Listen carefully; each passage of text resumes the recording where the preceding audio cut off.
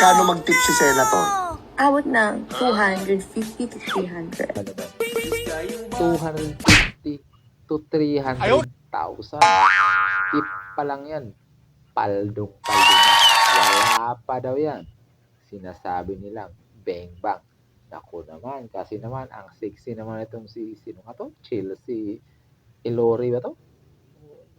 Hindi kasi tayo mahilig sa itong issue, pero Beba Max yan. Alam mo naman, pag Beba Max actress, ano? So, akalain mo, 300k, saan kaya kinikita yun? Sabagay, malaking kinikita ni Senator Rapi Tulfo sa mga vlog niya. Siyempre, Senador din. Huwag naman natin sabihin ng iba, taxes daw. So, huwag naman natin ganyan. Kasi, marangal din naman ang tao. Si Senator Rapi Tulfo, lalo na po nakatalikod. So, iwan na natin po nakaharap, di ba? Si Rapi, saludo po, idol. So, eto na, unti-unti nang lumalabas sa bagay, lalaki. Tsaka, di ba, hindi, ganito naman kasi yun. Ito bilang lalaki kasi, party yun. Party ni Senador Rapi Tulfo. So, party niya, may mga guests. Hindi lang naman siguro yung binigyan niya. Kayo naman. Hindi lang din naman yung si Chelsea ang binigyan niya. Nagkataon lang kasi na si Chelsea ba yung na-interview, kaya nagsalita siya. Paano kaya kung marami pa yung nabigyan si Rapi? At hindi lang 300,000 ang binigay. Yung mga sikat din siguro ng artista pa na higit pa kay Chelsea na nandun din sa party na yung parang pasasalamat ni Senator Rapi Tulfo na dumating. Siyempre, yung kinikita niya sa vlog, milyon-milyon. O parang witik kung baga lang sa Bisaya. No? Binigyan niya lang. Dapat niya naman pasan. So, huwag niya naman bigyan agad ng masamang kaulugan. Alam mo naman to, si Senator Rapi Tulfo, may takusa yan eh. Takusa. Diba? Takot sa asawa. Yun ang sabi ni kapatid ni itong si Montulfo. Uy, kaya kayo dyan.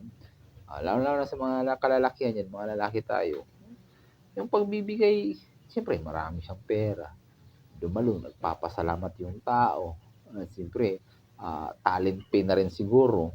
Palong-palo, maliit na halaga lang yun. Di ba, Senator? Maliit na halaga lang yan. Paano pag mali-malita? Hindi. Mali-malita yung, siyempre, may mali-malita yan si Senator Rapi Tulfo yan. Alam nyo na. So, bigay lang naman bigay. So, huwag nyo nang bigyan pa ng masamang kahulugan. Malit na bagay. 300,000. Ano ba naman yun? Wala, hindi nga umabot ng million o half million, di ba? Chelsea na yun eh. Paano may sikat pa dyan? Alam mo, may sikat pa yung artist na yun.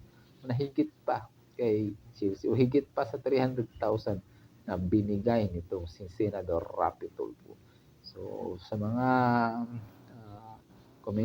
magko-comment dyan o bayaan nyo na. Ganyan na. Paano Comment kung kayo below. nasa Ano ba palagay sa nyo? palagay nyo?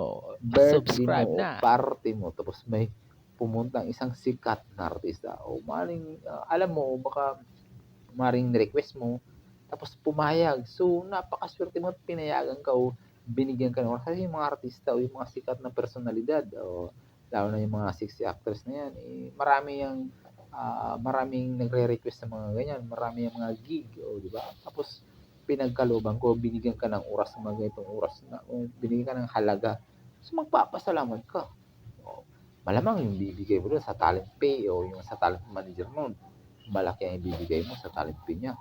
Yung sariling bigay, o di ba at least sariling mong bigay diretso sa kanya, hindi nadadaan sa talent manager niya. Baka